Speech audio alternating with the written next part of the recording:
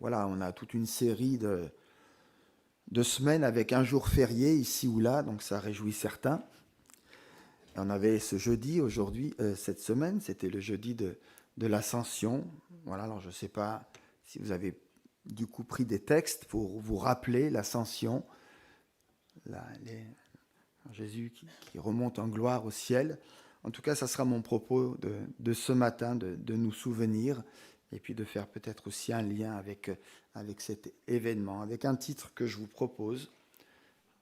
Merci. Les yeux fixés vers l'éternité. Alors quand il y a du soleil, quand ça a été rappelé tout à l'heure dans une des prières, quand les choses sont belles, les yeux sont attirés, on est attiré normalement vers ce qui est beau, vers ce qui respire à la vie. Eh bien, je vous invite ce matin à fixer vos yeux vers l'éternité, avec deux textes que nous allons lire ensemble. Un premier texte, on reprend ici les grands classiques, hein, les textes clés, Luc chapitre 24, à partir du verset 49 jusqu'au verset 53. Jésus qui parle et qui dit « Et voici, j'enverrai sur vous ce que mon Père a promis, mais vous restez dans la ville jusqu'à ce que vous soyez revêtus de la puissance d'en haut. » Il les conduisit jusqu'à Béthanie, et ayant levé les mains, il les bénit. Pendant qu'il les bénissait, il se sépara d'eux et fut enlevé au ciel. Pour eux, après l'avoir adoré, ils remontèrent à Jérusalem avec une grande joie. Et ils étaient continuellement dans le temple, louant et bénissant Dieu. Voilà pour notre première lecture.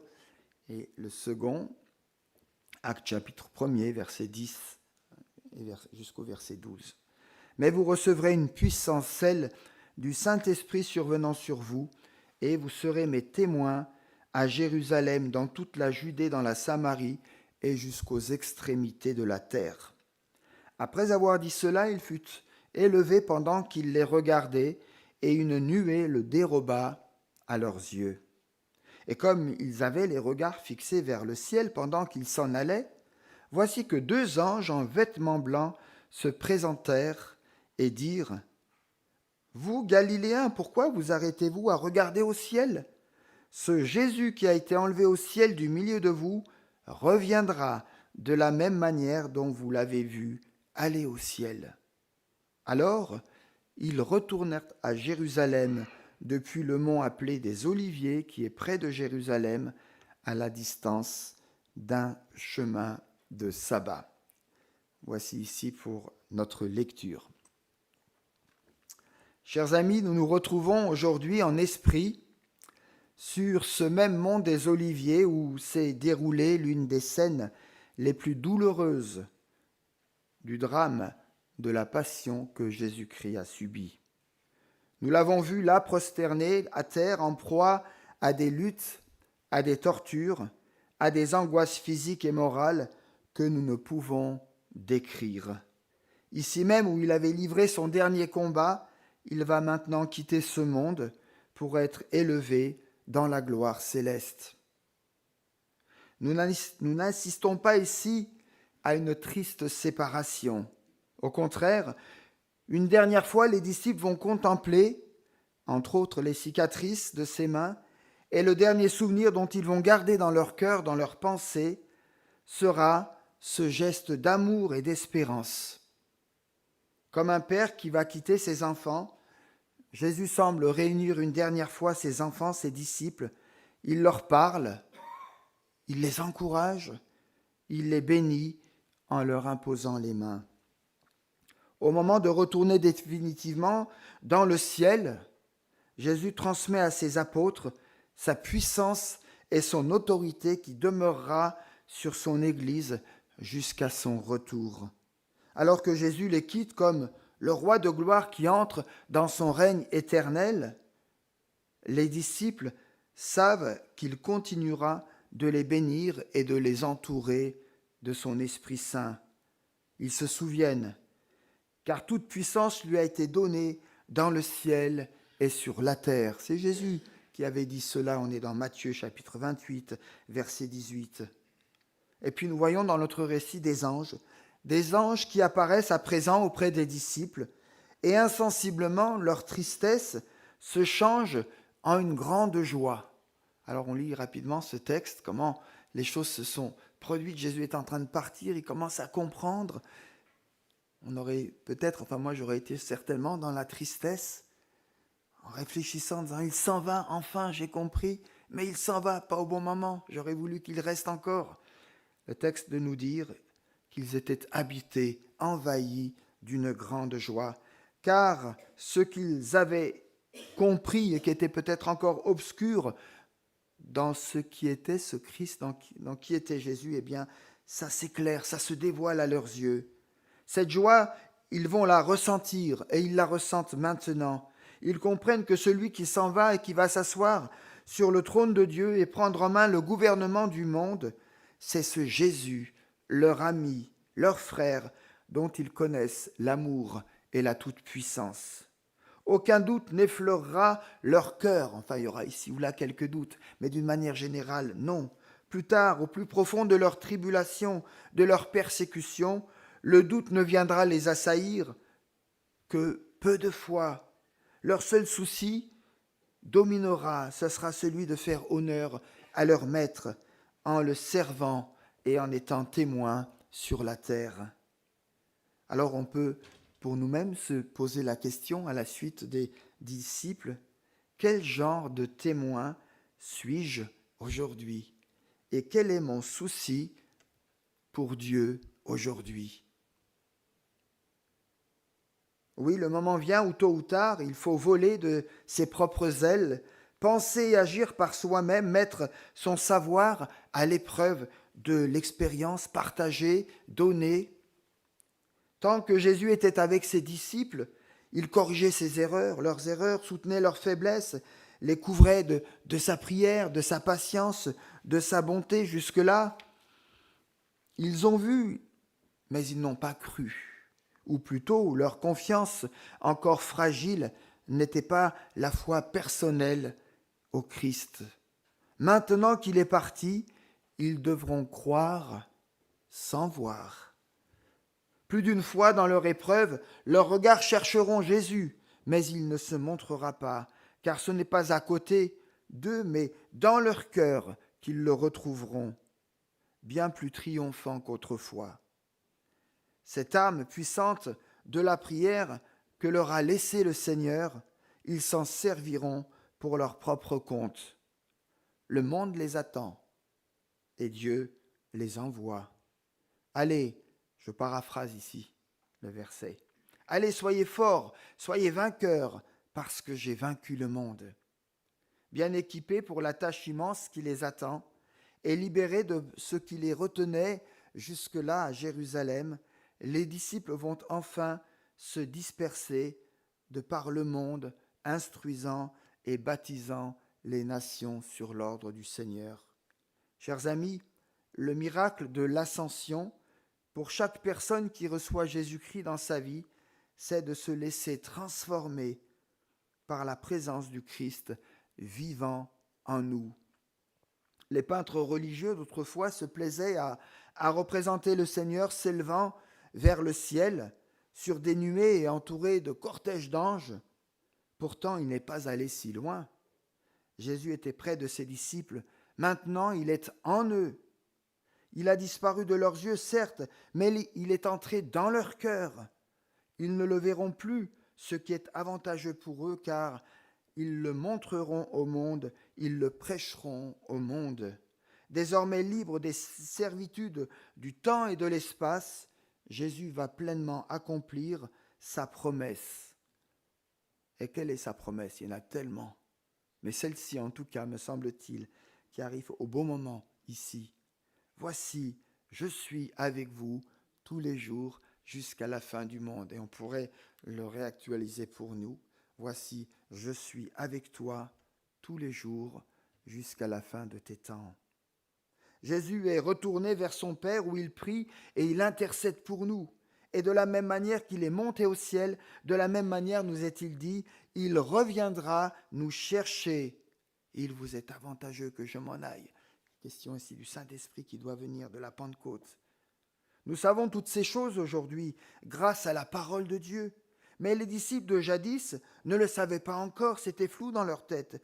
Ils durent faire confiance au Seigneur de la vie et croire sur sa parole que son départ valait mieux que sa présence matérielle et physique.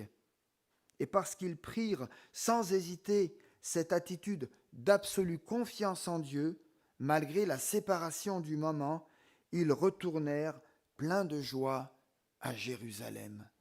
Parce qu'ils ont compris, ils sont dans la joie. Et je me dis, quand je comprends la parole de Dieu, je suis aussi dans la joie. Même si parfois elle me reprend, et puis qu'il y a le bistouri qui passe, ou que ça pique, ou que ça fait mal. Malgré tout, on est dans la joie. Parce que la joie nous donne la force. Parce que la joie, c'est un des caractères du Seigneur. Et Dieu veut que notre joie soit parfaite.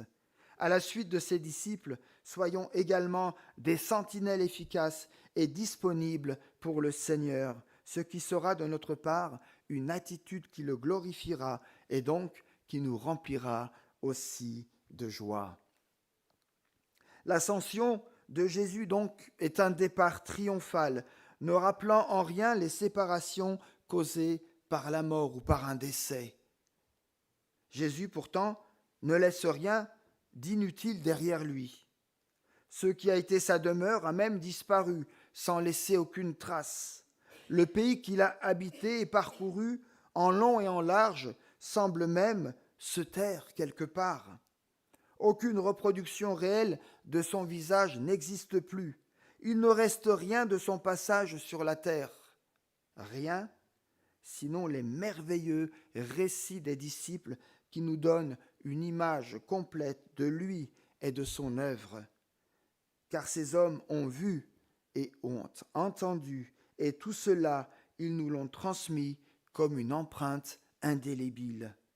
Il est bon en cette période de fête chrétienne que devant les événements qui nous troublent, dans tout ce qui se passe dans notre monde, nous sachions à nouveau écouter et entendre la voix de Dieu qui nous dit « Croyez en moi, il y a plusieurs demeures dans la maison de mon Père. Je vais vous préparer une place.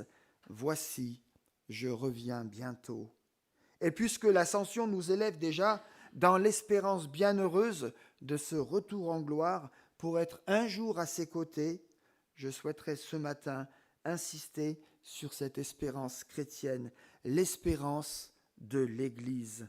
Le Dieu que nous servons est appelé le Dieu de l'espérance. La foi et l'espérance sont indissociables. On ne peut pas les détacher, on ne peut pas les séparer. Ces deux aimants qui restent collés et qui s'attirent.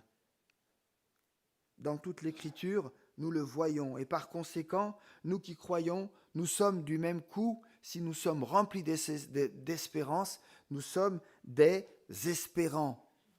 Dieu, nous donne cette espérance, et nous devons être caractérisés dans tout ce que nous faisons par l'espérance. Alors je me le dis déjà à moi, parfois c'est pas évident, l'espérance elle est là, mais on est pris par d'autres soucis, par d'autres souffrances, mais l'espérance doit être visible. L'espérance n'a pas de valeur en soi si l'objet de l'attente est sans valeur. On espère quoi? On attend quoi? Mais celui que nous attendons est lui-même appelé notre espérance. On lit ce texte de 1 Colossiens 1, 27 qui nous rappelle « Christ en vous, l'espérance de la gloire ». Nous n'attendons pas quelque chose, enfin peut-être quand il y a des anniversaires, un petit cadeau, ça ne fait pas de mal, ou autre chose. Mais nous, spirituellement, nous n'attendons pas quelque chose, mais quelqu'un. C'est là notre espérance. Et au centre même de notre espérance, il y a qui? Il y a la personne de Jésus-Christ, l'alpha et l'oméga, le commencement et la fin, le premier et le dernier, le je suis. Ainsi, parler de la personne de Jésus-Christ, c'est évoquer la venue ou l'avènement du Seigneur. Cet avènement est aussi appelé dans la Bible, on a plusieurs termes qui reviennent, parfois par ce terme de révélation ou encore un autre terme, la manifestation ou encore ce jour, le grand jour. Alors certains encore aujourd'hui, critiquent plus ou moins fortement l'idée du retour ou l'idée d'une deuxième venue du Seigneur. Et il est important que nous, on soit au clair. Au fait, vous croyez que Jésus va revenir? Amen. Vous êtes un peu timide, mais ça va le faire. Hein? Mais il faut que nous puissions leur répondre. Il faut que nous soyons convaincus et pas dire « Attends, je vais réfléchir, la question est intéressante. Deuxième retour du Seigneur, oui, j'ai lu ça quelque part. » Il faut qu'on en soit convaincus. Certes, nous n'avons peut-être pas trop l'habitude dans nos conversations. Nos aînés l'avaient. J'avais un oncle qui me disait quand j'ai commencé mon ministère « Alain, prêche sur le retour du Seigneur. » Alors, une fois par an, je prêchais sur le retour du Seigneur. Aujourd'hui, je le fais un peu moins, mais je me souviens, pour l'honorer, je me disais, tiens, mon oncle m'a dit, Alain, il faut que tu prêches. Donc, une fois par an, je rappelais ce thème du retour du Seigneur. Alors oui, nous n'avons pas certes l'habitude, dans nos conversations courantes, de parler de cette deuxième venue ou du retour du Seigneur. Pourtant, la parole de Dieu nous y exhorte, nous y encourage à le faire. Dans l'évangile de Jean, au chapitre 14, Jésus annonce qu'il part et le cœur de ses disciples est alors rempli de tristesse. Après, la joie va revenir. Mais là, il y a de la tristesse. Et Jésus ajoute au verset 3, « Je reviendrai vers vous », ou littéralement, il faudrait lire, « Je viendrai de nouveau vers vous ». Dans l'épître aux Hébreux, au chapitre 9, au verset 28, il est dit aussi qu'il paraîtra une seconde fois. En prenant cette affirmation avec une pleine assurance, nous n'avons pas un vague symbole ici devant nous, mais vraiment un texte qui nous suggère, qui nous dit l'affirmation du retour personnel dans un corps glorieux et ressuscité du Seigneur, comme ou encore de la même façon que il est monté au ciel, il reviendra, nous dit Actes, chapitre 1er, verset 11. Alors,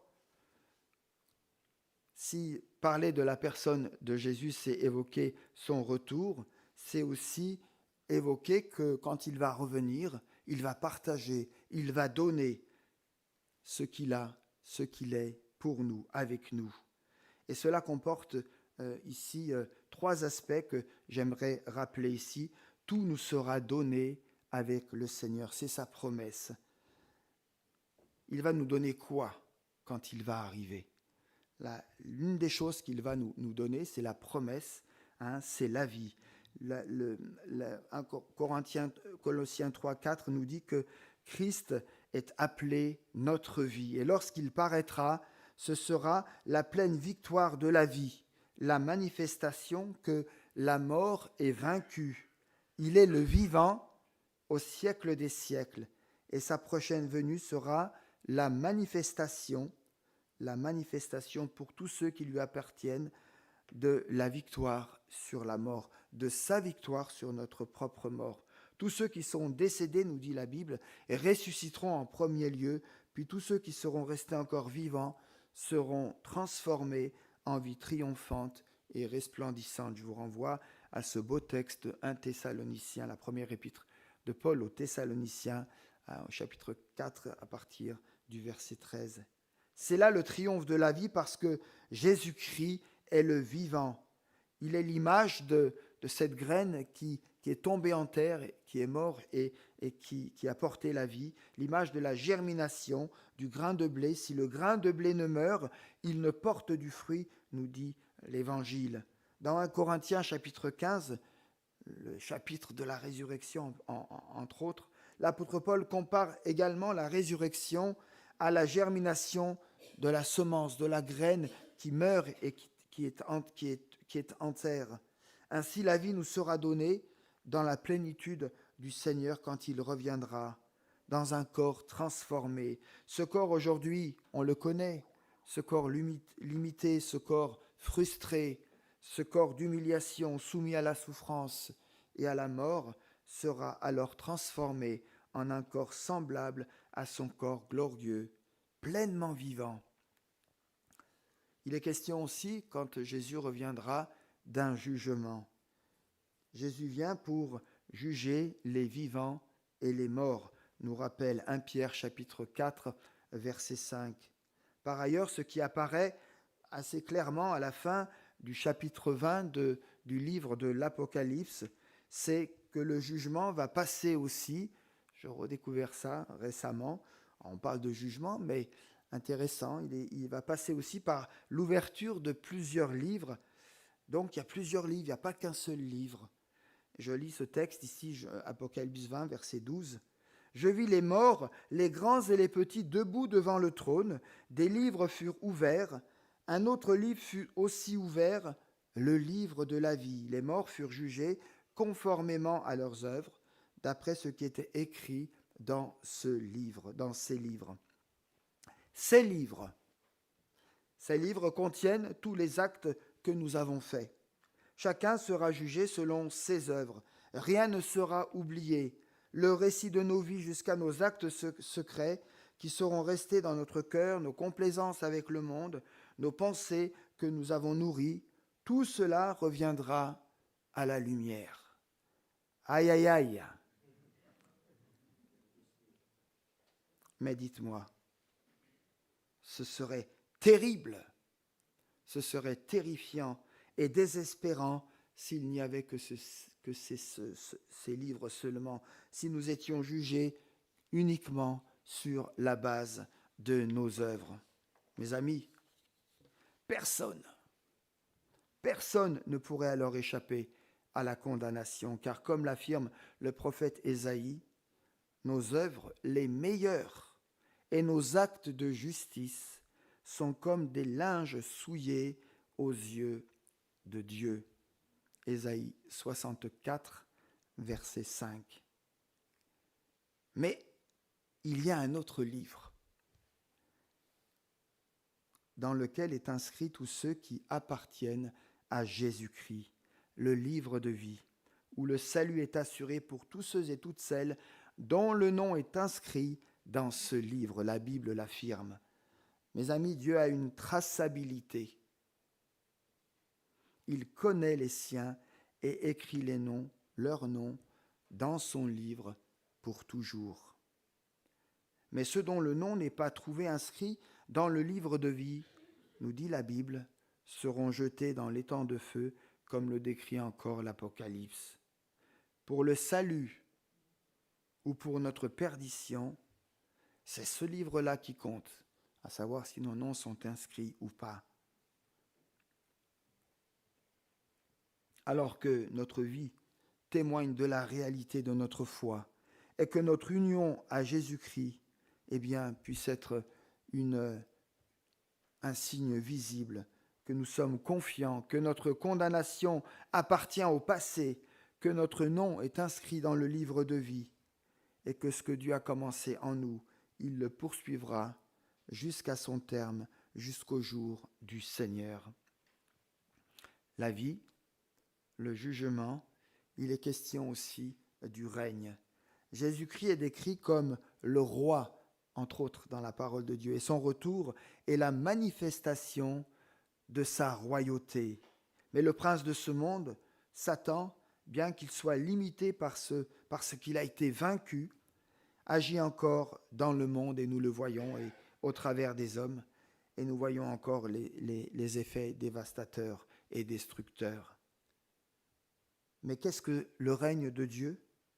Le règne de Dieu, c'est le retour en gloire du Seigneur, c'est l'avènement de son règne, c'est la réalité, entre autres, d'un nouveau ciel et d'une nouvelle terre, où le Seigneur lui-même, nous dit la Bible, remplacera le soleil par sa lumière, par sa présence éclatante. Celle-ci sera remplie de la connaissance de l'Éternel. Il habitera avec eux, ils seront son peuple, et Dieu lui-même sera avec eux. Un royaume où habitera la paix, la joie entre Dieu et les hommes, la paix entre les hommes eux-mêmes. Un royaume où régnera la paix et la justice. Le pauvre ne sera plus opprimé et l'affamé sera rassasié. Un royaume où nous ne serons plus esclaves ni de la mort, ni de quelconque souffrance. Voilà la pensée du règne qui nous est promis dans cette terre renouvelée, où la justice et la paix habiteront d'une manière parfaite et permanente. Mais qu'en est-il pour ceux et celles qui n'ont pas cette espérance ancrée dans la parole de Dieu? Voyez-vous, chers amis, pour celui qui ne connaît pas Dieu, ou pour qui Dieu n'existe pas, ou pour qui Dieu n'existe plus, l'absence d'un Créateur qui est au-dessus de tout, qui donne toute chose et qui donne un sens à notre vie, eh bien, ne peut provoquer que angoisse, dépression, vide intérieur, où tout semble dépourvu, où il n'y a rien, banalité, finitude. Blaise Pascal, philosophe français et théologien du XVIIe siècle, a écrit, et je reprends ici son écrit avec une retranscription, vous avez l'original mais tout petit, malheureusement, dans ce qu'il a dit. Il y a un vide en forme de Dieu dans le cœur de chaque homme, qui ne peut être rempli par aucune autre chose qui ait été créée, mais seulement par Dieu. Il décrivait en sorte une réalité que l'on trouve dans l'Ecclésiaste, chapitre 3, verset 11. Il a mis dans le cœur la pensée de l'éternité, bien que l'homme ne puisse pas saisir l'œuvre que Dieu fait du commencement jusqu'à la fin. Quelle est donc la forme de ce vide? Ce vide n'a qu'une seule forme, celle de Dieu. Il ne peut donc être comblé que par Dieu seul. Tout ceci pour dire que je me dois de transmettre au monde, par ma foi et par mon témoignage chrétien, que l'absence de Dieu n'est qu'une illusion sotte, idiote, absurde. C'est là la responsabilité, la vocation du peuple de Dieu. C'est là la responsabilité de toute Église. Ceci revient à dire au monde qui ne tourne pas rond et qui dépérit de jour en jour, qu'il y a un sens malgré tout, et que ce sens est en Dieu seul, qu'il est la manifestation de la vie et qu'il s'est manifesté en Jésus-Christ. Transmettre la bonne nouvelle de l'Évangile, ce n'est pas simplement chercher des cœurs qui vont revenir à lui et le recevoir comme Seigneur et Sauveur. Ce n'est pas non plus créer des adeptes ou des fidèles de je ne sais quelle doctrine. Transmettre la bonne nouvelle de l'Évangile, c'est dire que la vie a un sens, que la mort est vaincue, que le péché est détruit par Jésus, que l'histoire dans laquelle je m'inscris est en fait celle qu'écrit Dieu lui-même avec moi. Mes amis, si nous souffrons parfois de l'absence apparente de Dieu en nous, on se pose la question, mais est-ce que Dieu est avec nous? Je ne le sens pas, je ne sens plus sa présence. C'est peut-être pour que nous puissions mieux mesurer encore ce que peut représenter une pareille absence chez celle qui n'a jamais eu l'expérience personnelle avec ce Dieu d'amour, ce Dieu de proximité et de relation. Que notre désir alors soit de le rencontrer pour vivre de sa présence, afin que nous apprenions à ne pas nous préoccuper seulement de nous-mêmes, mais également que nous apprenions à tourner nos regards vers notre Seigneur et vers notre Sauveur, que nous devenions aussi pendant cette période d'attente confiants dans son amour et attentifs à son appel pour nous tourner vers le prochain. « Pourquoi restez-vous là, regardez le ciel ?» avaient demandé les anges aux disciples. Apprenons nous aussi à confesser notre petite vision, notre manque de vision peut-être, et disons à Dieu ce matin dans un élan de foi et de consécration, « Pardonne-moi Seigneur, je veux me remettre en route pour toi par le soutien permanent et vivifiant de ton Saint-Esprit. » Que sous les mains bénissantes de Jésus-Christ, ces mains qui ont été percées à cause de nous tous, nous puissions nous laisser envahir par ce geste d'amour et d'espérance pour recevoir la puissance de son Esprit qu'il veut répandre encore sur chacun, sur chacune ce matin. Amen.